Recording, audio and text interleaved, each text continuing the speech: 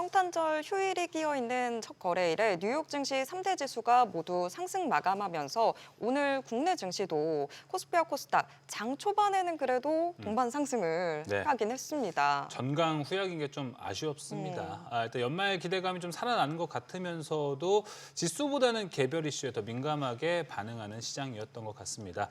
자, 산타랠리로 시작된 이 분위기 속에서 연말 증시와 내년 초 증시를 가르는 핵심 변수들 하나하나씩 짚어보도록 하겠습니다. 그로세일 자산운용 김태용 대표 나왔습니다. 대표님 안녕하십니까? 네, 안녕하십니까. 네. 대표님 지금도 이야기를 했지만 좀 아쉬운 마음이 드는 오늘 시장이었던 것 같아요. 장 초반에는 그래도 분위기 좋았는데 코스피 좀 어떻게 보셨을까요?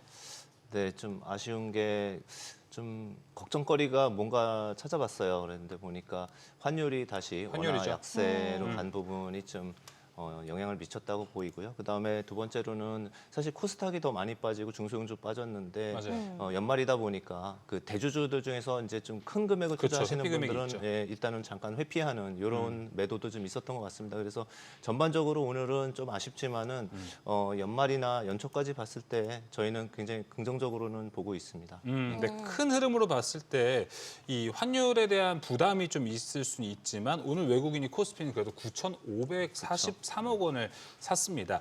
이 부분에 대해서는 해석을 좀 어떻게 하시나요? 사실 대부분이 삼성전자긴 해요. 보니까 네. 삼성전자가 6천억 원 되더라고요. 여기서. 네.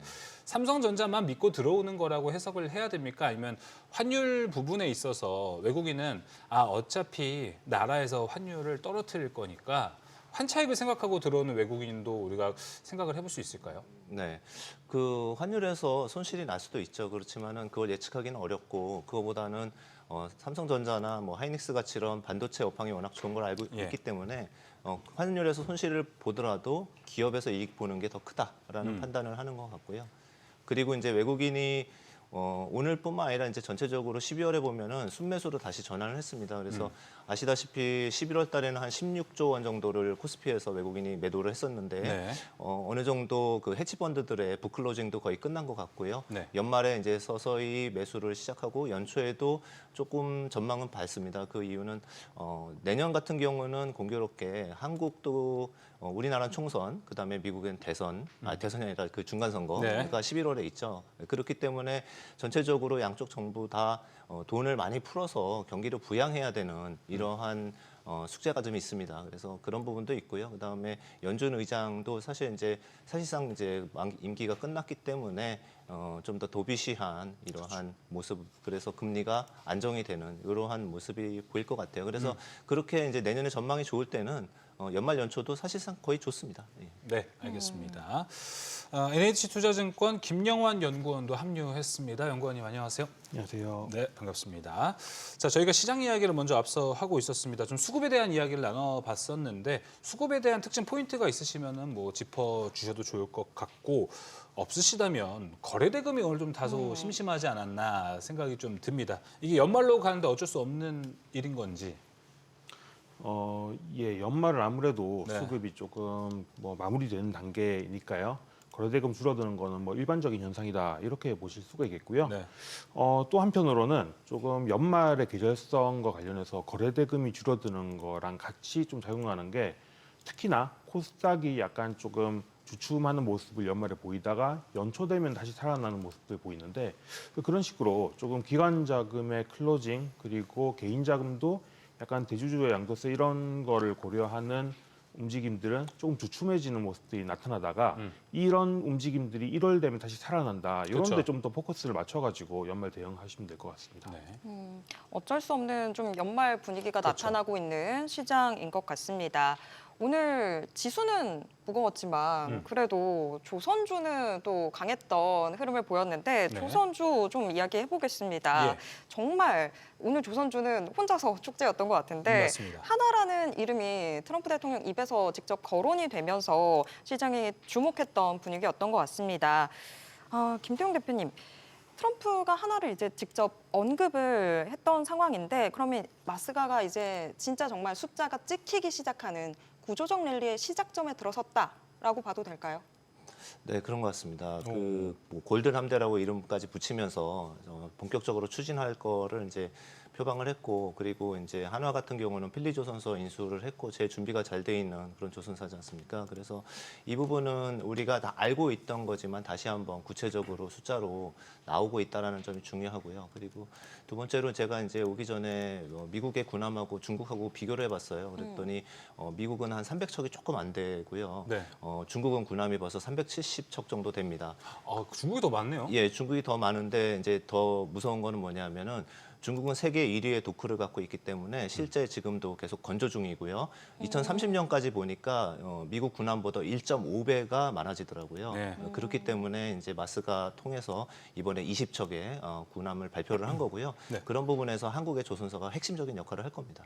네. 네, 알겠습니다. 김영원 연구원님 보셨을 때 오늘 이 소식을 좀 어떻게 봐야 됩니까? 이제 군함을 직접 만들어내겠다, 이 군함을 만들겠다라고 하는 것도 이제 하나오션 입장에서는 이것도 수주 소식이라고 받아들여야 되는 건가요? 일단 뭐 그렇게 봐야죠. 예. 특히나 긍정적인 부분은 사실 한국에서 생산할 수 있는 그 배 도크는 이미 수주 잔량은 다 찬 그렇죠. 상황이었는데 다 찼죠. 그러면 더 좋아질 수 있는 부분은 마진이 좋아져야 되는 거고요. 예. 근데 당연히 마진이 가장 좋은 선종은 군함일 수밖에 없거든요. 그런 측면에서 물론 이게 이제 올해 내년 내 얘기는 아니지만은 수주가 앞으로 갈수록 점점 더 긴 사이클로 더 고부가치 선박을 수주한다. 이 부분은 분명히 긍정적으로 봐야 될 것 같고요. 특히 또 약간은 미국으로의 리쇼어링에 있어서 우리의 불안 부분은 미국이 결국은 다른 나라한테 이익을 많이 안 주고 미국 자체적으로 문제들을 해결하려고 하지 않겠느냐라는 부분인데 네. 사실 조선 분야에 대해서는 그러기 어렵다는 게 아마 이번 트럼프 대통령이 한화 얘기를 직접 꺼낸 배경이 아닌가라는 생각이 들어요. 그래서 뭐 좀 더 긴밀한 협력을 가지고 한국이 조금 더 많은 걸 가져올 수 있는 좀 배경이 되는 좀 신호였다. 뭐 그렇게 보고 있습니다. 제가 더 구체적으로 궁금한 건 이거 결국에 우리나라에서 건조하는 거냐, 미국에서 건조하는 거냐에 따라 마진율의 차이도 좀 달라지잖아요. 예. 근데 오늘 나온 뉴스 내용으로 보면은 아직은 확실한 건 아니지만 우리나라에서 건조하는 건 아닐 것 같다라는 예. 생각이 좀 들거든요. 그러다 보니까 오히려 마진율이 뭐 군함이긴 군함이지만 미국에서 하다 보면 한화가 가져가는 마진이 좀 적지 않을까 이런 생각도 좀 듭니다. 지켜봐야 되는 지켜봐야 문제인데요. 된다. 예. 근데 약간 좀 곤란한 부분은 뭐냐면은 정말로 미국에서 다 만들어라, A to Z 다 만들어라라는 얘기가 되면은 사실 이 산업이 성공할 확률이 확 떨어집니다. 저도 사실 그게 제일 걱정돼요. 마스가 더 마스가죠. 예, 사실은 왜냐하면은 한국의 조선의 강점은 그 최종적으로 배를 만드는 뭐 그 최종 회사가 네. 잘한다. 뭐 물론 그것도 있지만은 그것보다도 한국의 동남 쪽에 촘촘하게 이런 밸류 체인들이 다 이미 완성돼 있기 때문에 그렇죠. 그게 한 몸처럼 움직이면서 돌아가는 부분들. 그러니까 당장 부족한 게 있으면은 부족한 걸 빨리빨리 채워넣고 문제가 생기면은 문제 해결할 인력들을 바로 파견하고 이런 것들이 가능하기 때문에 돌아가는 비즈니스거든요. 네. 그런데 만약에 미국에서 그걸 다 만들어라, 이 밸류 체인을 처음부터 다시 만들자라는 그렇죠. 거 얘기하기 시작하면은 너무 먼 얘기가 되고 이익률도 당연히 뭐 이익이 줄어든다 수준이 아니라 적자를 오랫동안 감수해야 되는 상황이 맞아요. 되는 거고요. 그러면 약간 최악의 상황으로 가는 건데 이거는 한국한테만 출혈이 되는 게 아니라 말씀하신 대로 앞서 대표님 말씀하셨지만은 중국과의 경쟁에서 미국이 불리해진다라는 얘기가 되는 예. 거거든요. 그래서 지켜봐야 될 문제입니다만은 어디까지를 한국에서 조립을 하고 미국에 가서 완성을 하느냐. 제일 핵심적으로 미국이 절대로 유출할 수 없는 부분을 어떻게 미국이 챙기느냐라는 그렇죠. 것들을 좀 조율해가는 것들이 필요한데 저희 생각에는 이 비즈니스가 망가질 정도까지 끌고 가기는 좀 어렵지 않겠느냐. 미국 그런 입장에서. 생각이 드네요. 그렇죠. 우리도 확실히 챙길 건 좀 챙겨가는 그림이 좀 필요할 것 같은데 일단 오늘 소식으로 하나오션이 오늘 종가는 12.49% 상승을 했습니다. 대표님께서 보셨을 때는 이 오늘의 호재를 얼마만큼 좀 반영했다라고 보십니까? 앞으로도 쭉 좋을 걸 연속성도 계산이 되시는지 좀 궁금합니다. 네, 영속성이 조금 더 있을 것 같은 게요. 긍정적으로 보시는군요. 네네, 그렇습니다. 사실 이제 조선 업황이 올해는 사실 전체로는 좋진 않았어요. 한국이 이제 LNG 선하고 이런 쪽에 수주를 많이 받긴 했지만은 네. 전체 수주는 신규 수주죠. 신규 수주는 좀 줄었습니다. 작년 대비해서 많이 줄었고요. 그렇군요. 예, 그리고 특히 이제 중국이 수주를 많이 못했고 컨테이너선이나 이제 벌크 탱크 이제 전체적으로 업황이 그냥 그랬습니다. 그런데 내년에는 좀 더 좋아지는 걸로 좀 보고 있습니다. 그래서 성과도 조금 주춤했던 것들도 다시 살아날 기미가 보이고요. 그 LNG선 수주가 최근에 계속 나오잖아요. 맞아요. 오늘 삼성중공업도 오늘도 나오고. 있었죠. 예. 맞아요. 그래서 이제 어제는 한화가 나오고 이런 식으로 이제 연말이 되니까 목표했던 수주치들을 다 채우고 있거든요. 그런 부분을 봤을 때 내년에 업황, 그 다음에 군함이 추가된 것들 네. 이런 걸 봤을 때는 좀 더 진행이 꽤 될 것 같습니다. 예. 알겠습니다. 연구원님도 오늘 하나오션의 이 상승분은 아까 말씀해 주셨던 그런 안 좋은 부분이라는 거는 그렇게 크게 보지 않고 주가가 좀 올라갔다고도 보십니까? 예, 그렇죠. 사실 왜냐면은 이제 한국 조선주들 특히 한오션을 비롯해서 주가가 정점을 찍은 시기를 생각해 보면은 그게 조선주 군함의 밸류를 반영해서 올라갔던 건 아니거든요. 네, 그런 차원을 보자면은 지금은 호재를 반영하는 구간이고 거기서 얼마나 깎아서 봐야 되느냐는 좀 더 추후에 논의하면 될 문제라는 생각이 들고요. 예. 그리고 특히나 이제 조선주의 경우에 우리가 많이 걱정하는, 약간 보수적으로 보는 분들이 걱정하는 거는 단기에 너무 많이 반영을 시켰다. 이게 계속해서 수주의 흐름이 유지되지 못하면, 그러니까 장기 사이클이 되지 못하고 그냥 단기적인 슈퍼 사이클이 되면은 부러질 수 있다라는 부분인데요. 조선이 만약에 군함 수주가 쭉 이어질 수 있다고 하면은 그거는 뭐 몇 년에 끝나는 문제가 아니기 때문에 그렇죠. 그러면 이게 좀 하단이 견고해질 수 있겠구나 이런 점에서 걱정이 줄어들 수 있는 분야라는 생각이 듭니다.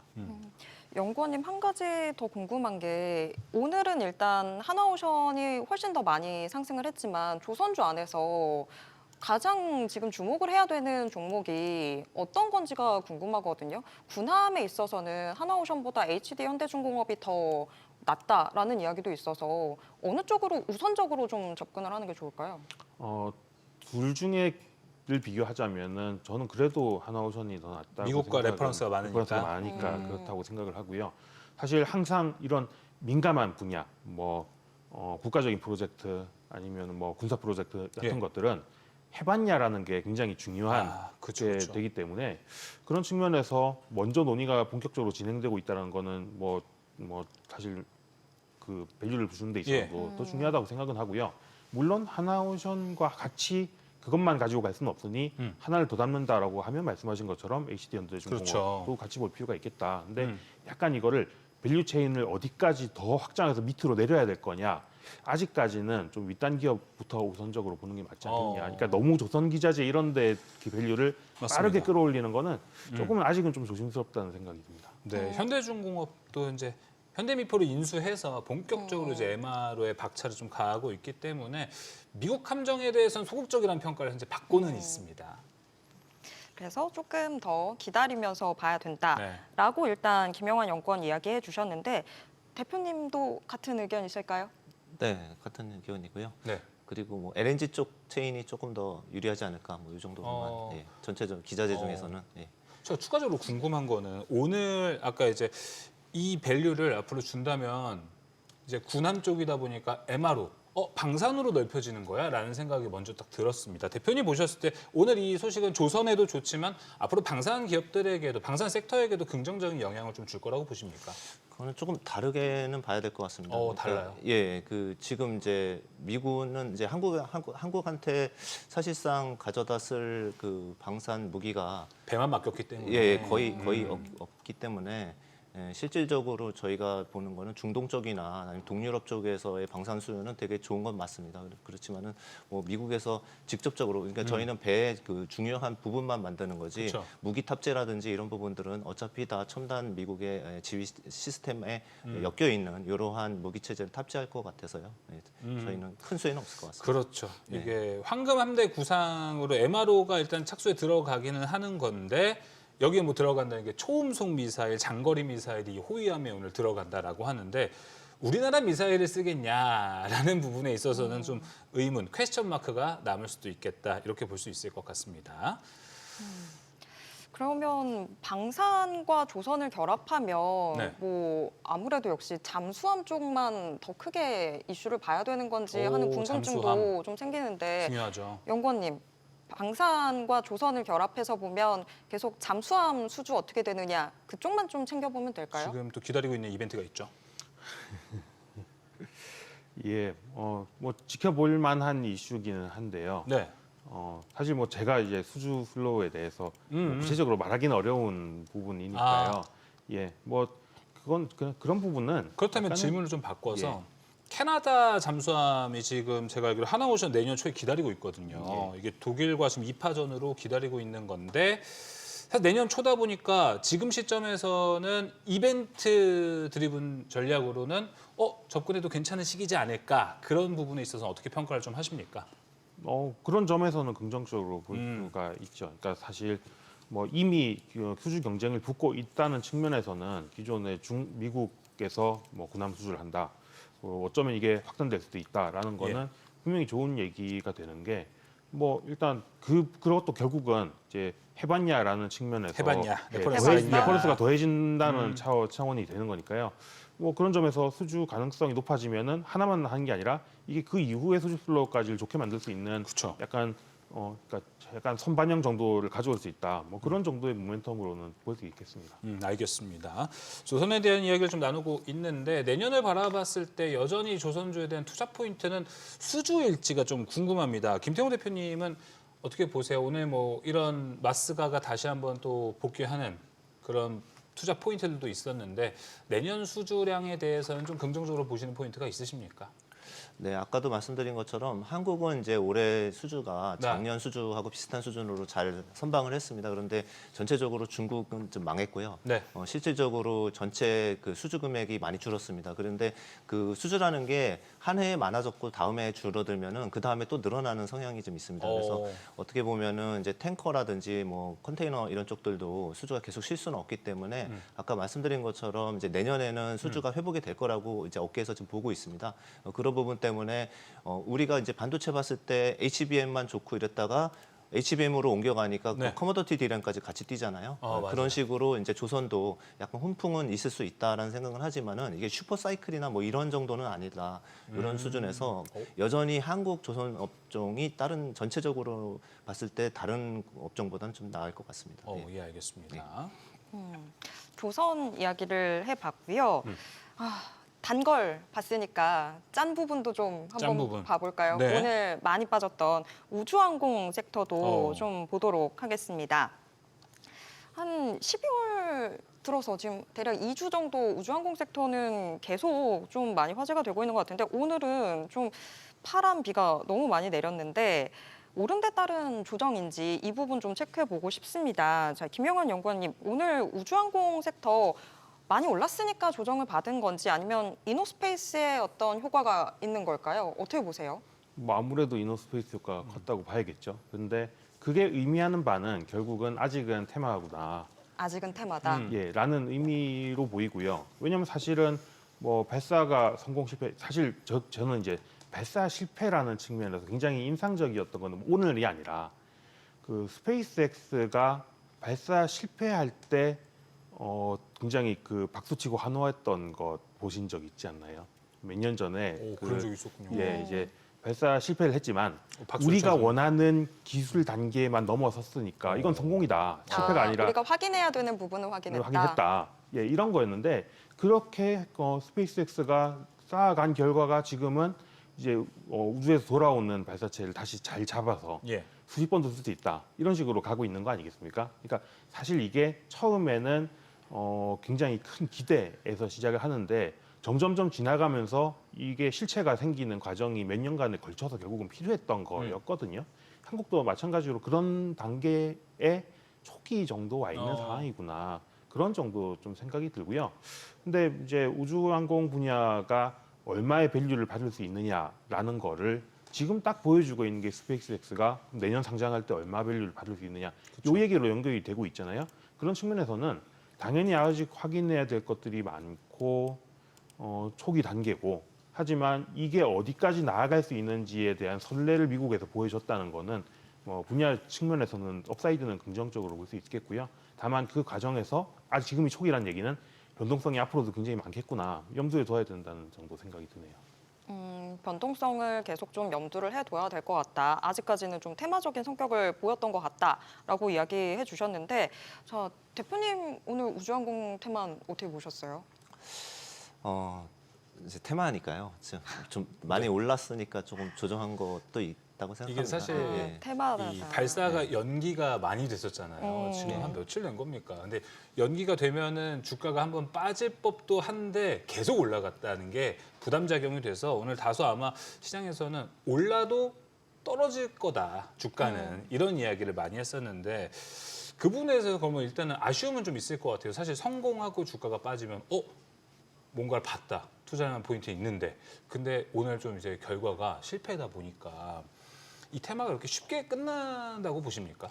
근데 지금 이 테마가 시작이 된 게 사실은 우리나라 뭐 우주가 아니라 그 스페이스 X였잖아요. 원래는 거기부터 올라간 예, 거니까요. 스페이스 X가 모든 걸 이제 관심도를 올렸고 사실 뭐 8천억 불 밸류 받았다 그러는 게 1조 달러 이상 받을 수도 있다. 이제 이런 흥행에 계속 성공을 하고 있고 실제로 실력이 예. 있고 이렇기 때문에 그런데 한국은 사실은 조금 많이 격차가 크지 않습니까? 그래서 한국에서 실질적으로 스페이스 X에 납품하는 회사는 한두 개밖에 없는 것 같더라고요. 예, 실제로 하는 회사는 별로 없고 있긴 있습니다. 그런데 이제 그런 부분에서 수혜는 받는 기업은 그런 기업일 것 같고요. 또는 이제 투자를 직접 했던 기업이나 미래에셋처럼 이런 기업이지 전체적으로 이게 테마가 돼서 한국 우주항공사들이 좀 올라가기는 한계가 있다고 생각됩니다. 네. 지금 그 투자를 했던 부분에 대해서도 이야기들이 좀 많이 갈렸잖아요. 여태까지는 계속 미래에셋 투자, 벤처 투자 쪽이 오르다가 오늘은 미래에셋 증권이 훨씬 더 많은 투자를 했다라면서 네. 이 스페이스 X 투자사들 안에서도 뭐 옥석 가리기가 진행됐다라고 봐야 되는 걸까요? 대표님 어떻게 보셨어요? 예, 제가 그래서 이게 얼만큼 오르면 되는 이슈인지 얼만큼 투자했는지 좀 찾아보니까 예. 21년도에 투자한 걸로 알고 있고 22년인가? 그 하여튼 1,300억 불 밸류로 이제 투자를 했어요. 네. 예. 그리고 지금 얘기되는 게 8천억 불 정도로 얘기가 되잖아요. 2배가 됐네요. 거의 5배 된 거죠. 와, 그래요? 예, 오. 5배 된 거고 전체 4천억 정도 우리나라로 4천억 원 정도 투자했는데 그 중에서 2천억 원이 이제 미래에셋 증권이라고 합니다. 아. 예, 그러니까 지금 5배 됐으면은 거의 1조 가까이 된 거거든요. 예, 그러니까 미래에셋이 1조 정도 이제 장부 가치가 늘어난 건데요.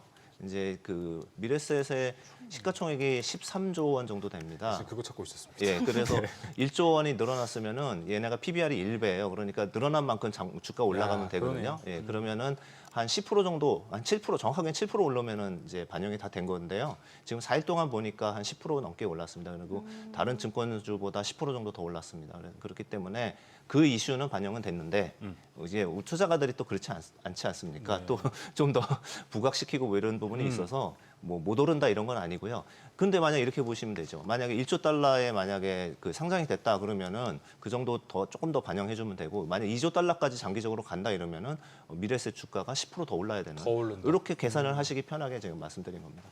네, 알겠습니다. 최근에 또 이제 투자 이력 때문에 와, 엄청난 금액을 벌어들인 미래에셋입니다. 그러다 보니까 사실 미래에셋 증권 때문에라도 우주항공 테마가 쉽사리 안 끝날 것 같다라는 평가도 상당히 많이 나오고 있습니다. 김영환 연구원님 보셨을 때 사실 이런 12월에 연말에 잘 올라갔던 테마들이 1월, 2월까지 이어지는 경우가 되게 많았거든요. 이 부분에 대해서 어떻게 좀 생각하세요? 스페이스X에 좀 초점을 맞춰서 말씀드릴까요? 그렇죠. 네. 예, 그렇게 보면 결국은 이제 대표님이 거의 다 이미 말씀해 주셨는데 상장했을 때 주가가 어디까지 갈지 사실 모르고 예. 그리고 그게 굉장히 좀 높게 처지는 경향이 있는 것도 사실이고요. 그리고 한국에서 스페이스X에 직접 개인들이 투자할 수 있는 방법이 딱히 없다 보니 그걸 어디로 가야 되냐? 뭐 테슬라를 사야 될 수도 있고 아니면 뭐 미래에셋 증권을 사야 될 수도 있고 뭐 그런 차원에서 관심이 많아지는 거는 뭐 이해는 갑니다. 근데 미래 가치를 선반영을 하고 나면은 결국엔 이거는 수익을 실현하고 그 자본으로 다시 어디 투자하느냐의 문제지. 이게 장기 보유를 해가지고 여기서 배당을 받아먹을 수 있는, 그러니까 그 지속 가능한 사업으로서의 투자라기보다는 지분 가치 투자잖아요. 그렇죠. 그러면 이거를 어디까지 그 밸류를 줄 수 있느냐는 결국은 어느 시점에 스페이스X 주가가 가 있고 그 시점에 얼마를 차익 실현할 수 있을 거냐 그 판단에 달린 거거든요. 그러니까 이 투자를 하시는 분들도 스페이스X가 어느 정도 주가를 가야 된다고 믿느냐 그 정도의 계산을 해가지고 업사이드를 책정하시는 것들이 중요할 거고요. 지나치게 뭐 그 무한하다 이런 식으로 접근하는 거는 조금은 어렵지 않나라는 네. 생각이 듭니다. 너무 또 낙관하면 안 될 것 같다라는 생각이 드는데요. 이번에는 다시 또 저희가 단 부분도 다시 네. 한번 볼까요? 오늘 엔터주들이 좀 오랜만에 움직였습니다. 움직였죠. 엔터주 일부가 또 한한령이 좀 해제될 수 있을까 하는 기대감들 또 나오면서 올랐던 것 같은데 이거를 과연 지금 단 부분으로 받아들여도 될지 워낙에 계속 해제가 된다 만다 하는 이슈들이 계속 나왔던 부분이라서 이거 지금 두 분 어떻게 보셨는지 좀 궁금한데 우선 대표님께 먼저 여쭤보겠습니다. 엔터주 지금 저희가 기대 가져도 되는 상황일까요? 엔터주는 좋은 것 같습니다. 이제 좋은 것 같다. 엔터주 중에 뭐 게임 뭐 이런 거 말고 저 엔터테인먼트. 예, 엔터테인먼트 기획사. 저희가 아는 기획사들인 예. 거잖아요. 그래서 보면은 뭐 하이브도 있고 여러 엔터사가 그렇죠. 있지만은 실제 이제 좀 제일 시장에서 볼 때 안전하게 보는 건 하이브인 것 같아요. 왜냐하면은 멤버들 중에서 중국 사람들이 껴 있으면은 일본 사람들이 껴 있으면 중국에서 둘 이제 다 좀 어려워요. 예, 둘 다 있어도 그거를 문제가 되더라고요. 공연을 못 하게 한다는 얘기까지 있을 정도니까요. 그런데 뭐 단기적인 거라고 생각을 합니다만 하이브 그룹에서는 그런 비중이 별로 없는 것 같고요. 그리고 저희가 기대하는 거는 뭐 이제 BTS의 메가급 네.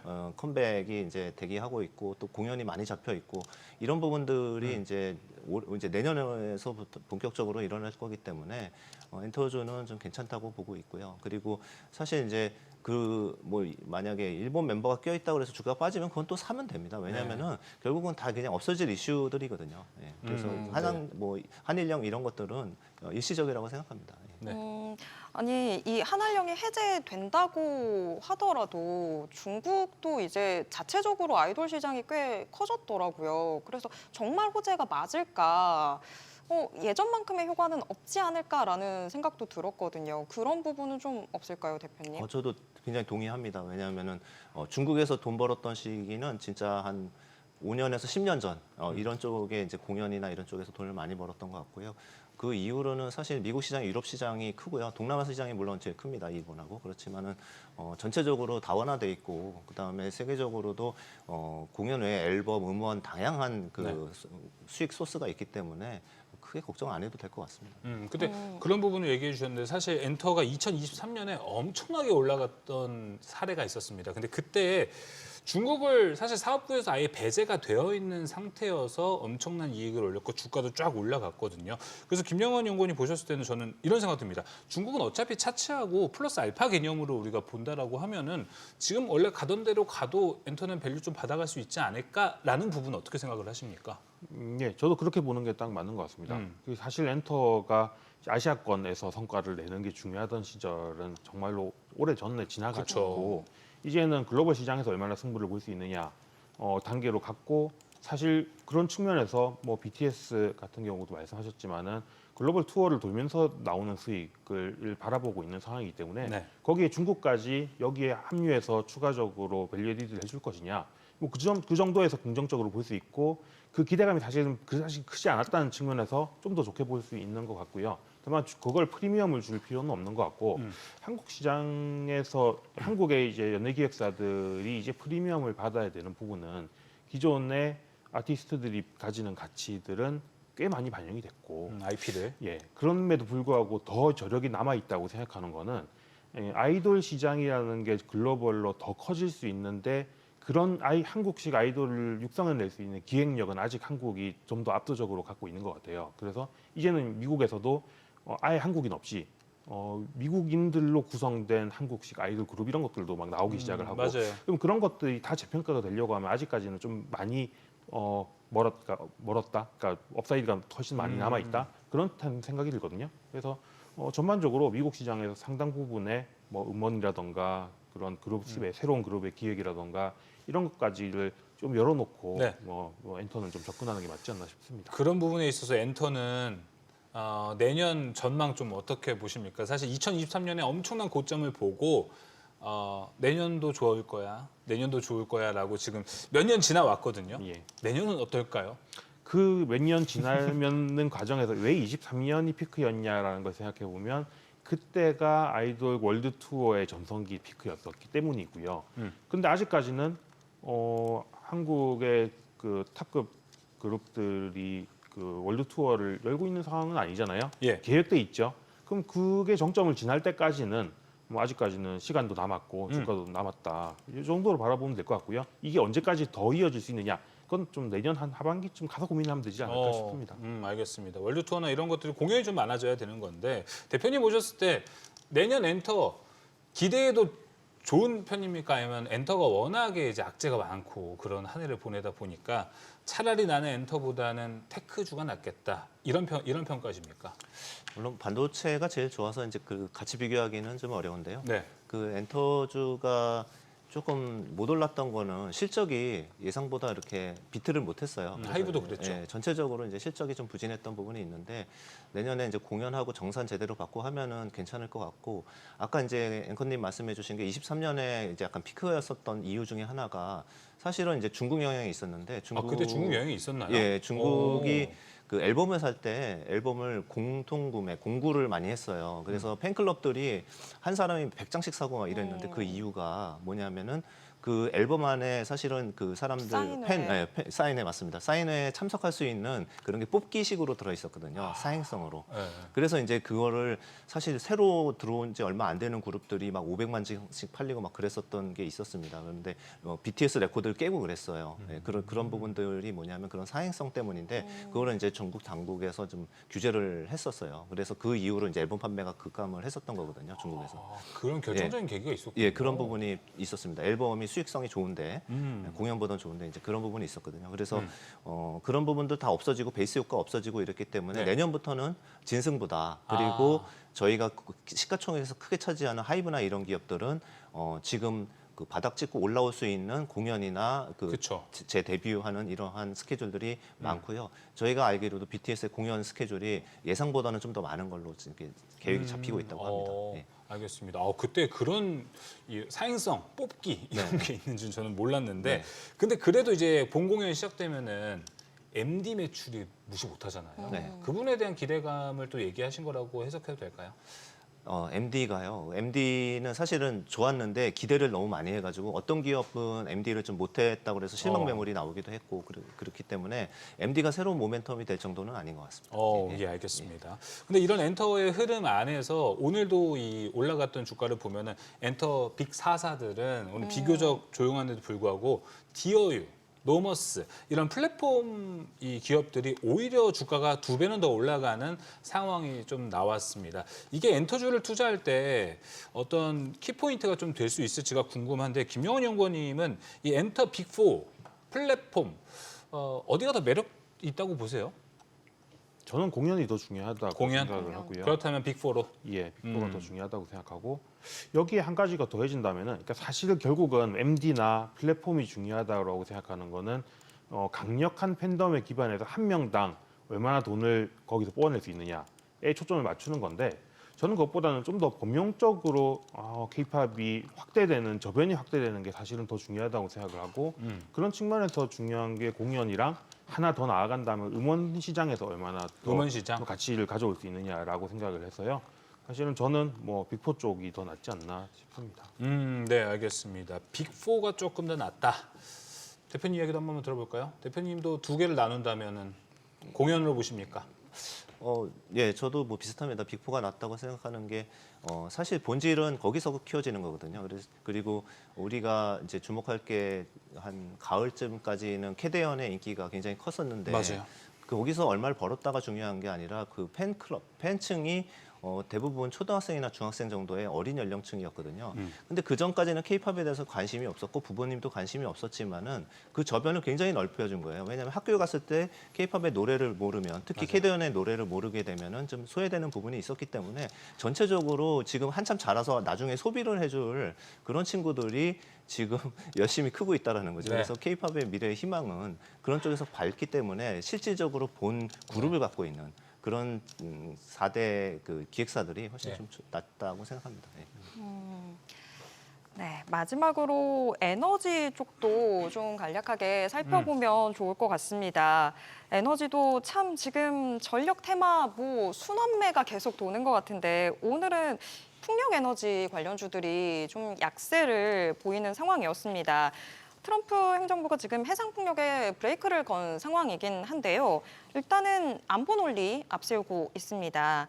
김용환 연구원님, 이게 지금 단순히 특정 프로젝트를 중단했다라고 봐도 되는지, 아니면 정말 풍력 에너지에 사망 선고를 내렸다, 어떤 쪽으로 보는 게 맞을까요? 뭐 미국은 사실 주 단위로 그런 프로젝트를 진행하는 게 많고 연방 정부가 영향을 미칠 수 있는 게 약간은 제한되는 부분이 있어서 뭐 사망 선고를 내렸다까지 말하기는 어렵긴 한데요.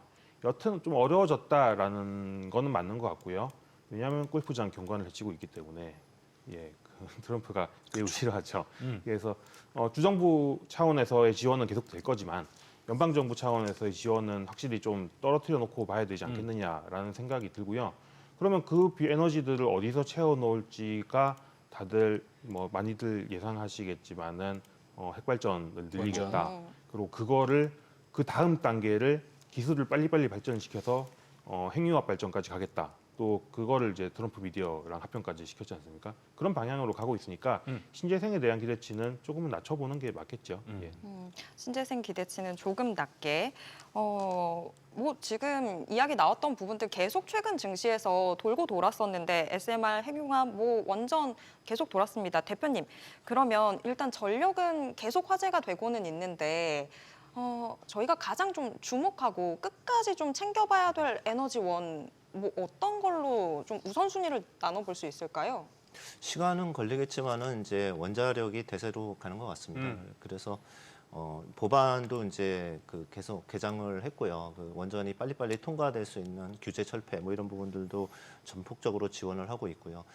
아까 뭐 풍력 이런 것들은 사실 정치 논리라고 생각합니다. 그런 부분보다는 실질적으로 그 정통 에너지인 뭐 원유라든지 이런 쪽을 좋아하는 공화당, 그리고 원전은 이제 데이터 센터나 빅테크들이 가야 할 때 반드시 필요한 인프라 이런 측면에서 그 두 가지 쪽을 계속 집중적으로 푸시하는 것 같고요. 그리고 원자력 같은 경우는 SMR만 하더라도 지금 발주 나온 거에서 첫 완공이 돼도 거의 29년, 30년 정도 됩니다. 그렇기 때문에 그 사이클이 굉장히 길고 그 와중에 계속 우리나라의 주기기 업체라든지 네. 그런 회사들은 계속 수혜를 받을 수 있는 그런 수주들이 계속 나올 거라고 저는 생각하고 있습니다. 풍력은 상대적으로 좀 힘든 것 같은데 태양광과 비교했을 때 국내 태양광 종목들은 조금 차트의 흐름이 좀 다릅니다. 김영훈 연구원님, 태양광과 풍력 원래 같은 신재생으로 묶였었잖아요. 근데 요새는 좀 그래도 태양광 주가는 비교적 살아있는 이유는 뭐라고 보세요? 중국과의 공급망 단절 부분이 좀 크지 않을까 싶은데요. 사실 한국 태양광이 언제부터 죽기 시작했냐 생각하면 네. 중국이 태양광을 엄청나게 밀어붙이면서 그렇죠. 뭐 필리핀 가격이 급락을 하면서부터였는데 사실은 이제 미국이 이제 전력 생산과 관련되는 이런 밸류체인에 대해서 전반적으로 조금 이걸 안보 문제로 끌고 가기 시작을 하니까 조금은 살아남는 부분들이 있지 않나라는 생각이 들고요. 뭐 그런 점이 풍력이랑은 좀 차별화가 된다라는 생각이 들고, 근데 사실 뭐 근본적으로 신재생 분야에 대해서 조금 눈높이를 맞춰야 된다는 큰 틀에서의 궤는 다르지 않은 것 같아요. 조금 더 온기가 받느냐, 아니면 지금 집중적으로 포화를 받고 있느냐의 정도의 차이지 크게 다르지는 않은 것 같습니다. 에너지 부분까지 봤는데 네. 두 분께 공통으로 짧게만 좀 여쭤보고 싶은데 지금 이 시점에 좀 포트 안에서 줄여야 될 부분이 있다면 어떤 건지, 또 늘려야 될 부분이 있다면 어떤 건지 하나씩만 좀 답변해 주시면 좋을 것 같은데 일단 대표님께 먼저 여쭤보겠습니다. 저는 뭐 줄여야 될 거는 없을 것 같고요. 늘려야 되는 거는 이제 올해는 그 빅테크랑 그다음에 반도체, 그다음에 조방원 이런 쪽으로 쏠려 있었잖아요. 예. 근데 내년에 가면은 약간 가치주 성격의 주식들도 봐야 된다라고 생각을 하고 있고요. 그 두 가지로 보면은 하나는 뭐 지주사와 이런 회사들, 또 자사주 매입 소각을 하거나 배당을 늘릴 수 있는 기업 한 군과, 그다음에 또 하나는 소외됐었지만 사실상 뭐 자동차 그룹 같은 경우, 현대차 그룹 같은 경우도 사실 로봇도 갖고 있고 보스턴 다이나믹스나 또는 그 자율주행도 지금 공개되지 않아서 그렇지 밑에서는 사실 상당히 기술이 올라오고 있거든요. 그래서 어떻게 보면 테슬라랑 똑같은 포트폴리오를 갖고 있어요. 현대차 그룹도. 그래서 그런 부분들이 하나둘씩 드러나게 되면은 사실 이제 PR 6배 이 정도밖에 안 되는 기업들인데 그런 기업들도 이제 좀 봐야 된다라고 네. 생각하고 있습니다. 예. 네. 김영환 연구원님은 어떻게 보고 계실까요? 주식의 타입을 둘 분면으로 나누면은 하나는 성장대 가치 정도가 있을 수 있고요. 또 하나는 내수 대 수출이 있을 수 있겠는데 지금 환율만 보셔도 아시겠지만 수출 기업한테는 굉장히 유리한 환경이고 내수주한테는 좀 어려운 환경이지 않습니까? 그리고 올해 중에 주가들이 올라간 게 꽤나 순환이 있었지만은 사실 이게 가치로 순환 온기가 넘어온 기간은 짧거나 약하고 성장이 확실히 더 그 순환도 성장 안에서 돋는 움직임들이 좀 강했어요. 그런 측면에서 보면은 수출주인 동시에 성장주 이쪽 분야로 좀 집중하는 게 맞겠지 않겠느냐 싶고 뭐 굳이 줄인다면은 가치주인 동시에 내수주가 있으면은 그런 부분들은 뭐 주주환원에 대한 적극적인 기대 이런 게 있는 거 아닌 이상은 좀 낮춰야 되지 않나 싶습니다. 네, 알겠습니다. 자, 오늘 이야기 여기까지 듣도록 하겠습니다. 두 분 오늘 말씀 고맙습니다. 감사합니다.